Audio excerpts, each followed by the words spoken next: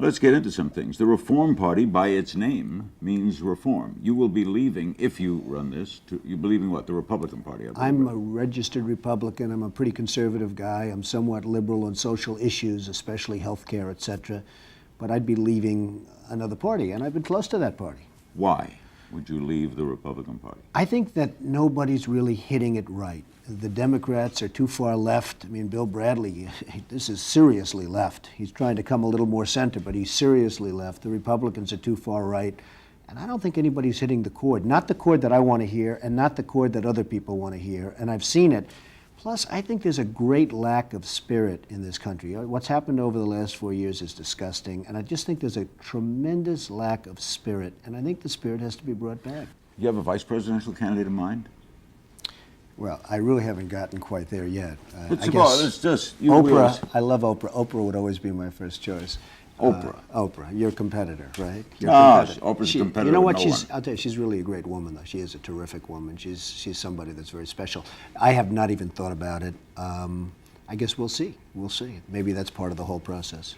Would she be someone, I mean, kidding aside, that you might think if about? she'd do it, she'd be fantastic. I mean, she's popular, she's brilliant, she's a wonderful woman. I mean, if she'd ever do it, I don't know that she'd ever do it. She's got. You'd ask her. She'd be sort of like me. I mean, I have a lot of things going. She's got a lot of things going. What a ticket in terms that would of that would be a pretty good ticket. But she's a very exceptional woman. What makes a good president?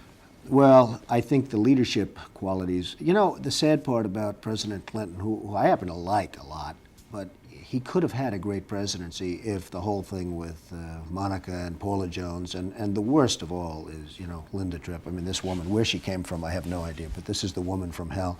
But he didn't have anything to do with Linda Tripp. No, he didn't, but she always seems to surface, and she's just became a part of the administration. But can't you say, in all honesty, as Reagan asked when running against Carter, haven't you done better under Clinton? Donald Trump. You know what? That's true. The truth is that Rubin and Alan Greenspan and, you know, those appointments it's on his watch. And it is on his watch. And the sad part is, and what I'm saying is that he could have gone down as a really very good and maybe you'll admit you president. have done well, and the country's done well. I have done well, and the country's done well from an economic standpoint. There's no question about that. And now you're going to see what happens over the next period of a year, because, you know, when the election takes place, if things aren't doing well, Larry, your Reform Party candidate has a major chance of doing something major. Why, so you have to see what happens. Why does Gore inherit this character question?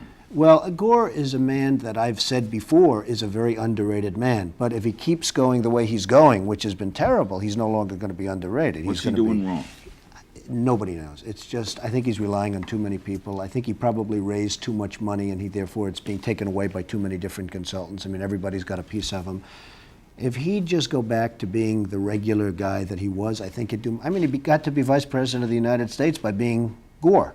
And now, all of a sudden, you have 15 people tugging on his shoulders and taking money from his various contributions.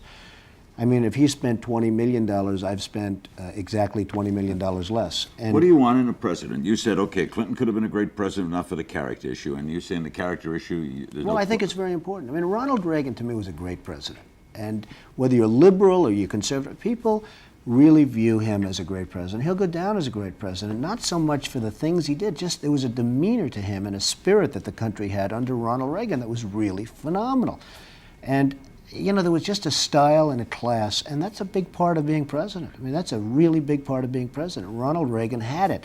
Eisenhower, I don't see him too much on lists of great presidents, but there was a nice time in the country. The country had a prestige, and he had a certain, you know, demeanor. He was a quality class act. There are certain people that have that. Unfortunately, with all of the scandal in the last 4 years, and what's happening with Gore is he's really tainted by it, and he's probably the last one to be involved in that kind of a scandal. But he's still tainted by it. It's a tough fair problem. or unfair, it's a fact. Well, I mean, if he were really on his game, he'd get one of his senator friends to go and run against Bradley and him so that you could divide up the anti-Clinton/Gore vote, and he'd get in very easily. Get somebody else. At least he'd get the nomination. Strategy. Well, no, it has to be strategy, because it's not that Bradley's good. Bradley's not great. I know Bradley very well from New Jersey. I think I'm the largest employer in the state of New Jersey, and I know Senator Bradley. And you know, he was going to be thrown out of office. This guy was not going to be reelected. And then he made the statement that I'm going not to run, and the Senate is a terrible place, and everybody in the Senate said, it wasn't that he didn't want to run. The guy was going to lose. He was going to lose badly. Well, Perot told us back in '92 the kind of president he would be if elected, that he would be decisive, he would be uninterested in pomposity, he would be at work at 8 o'clock in the morning. These are things he would do. He didn't like, not a big ribbon cutter. What kind of president would Donald Trump be? Well, again, all those things are fine, but again, you go back to Reagan, and there is a certain pomposity, and there was a certain ribbon-cutting stature that is important for the president. I think that the whole style and look of him was just really. Are you saying that's the kind of person you want to be? Well, I don't say that, and I don't like to be compared to anybody, and maybe it would be unfair to them, to be honest with you, but the president has to be a great leader, and you have to lead by example. But you need leadership in this country, and we're just not having it right now. And this is going to be Gore's problem, because he is very much associated with 4 very ugly years, despite an economy. I mean, if you had a bad economy at this point, it would be a disaster out there. But you do have the one thing, you have a good economy.